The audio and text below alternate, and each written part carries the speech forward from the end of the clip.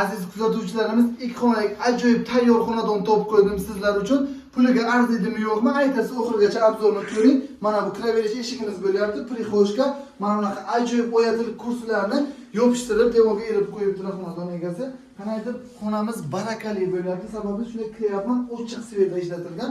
Mana bu miyaqki zona qilib qo'yilgan, rismkalar o'stirib, ajoyib qilib qo'yibdilar. Bizni profilga obuna bo'lib qo'ying, sababi mana bunaqa ajoyib xonadonlarni o'tkazib yubormaysiz. Ön qo'limizda esa ikkinchi xonamiz bo'lyapti. Yotoqxona. Uyimiz 65 metr kvadratdan iborat.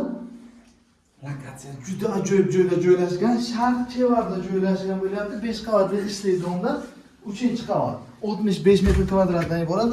Qaytarib o'taman. Mana bu sanuzil bo'lyapti. Patologgacha iranskiy yaxshi kafiladan qilingan. Kirasiz yashaysiz.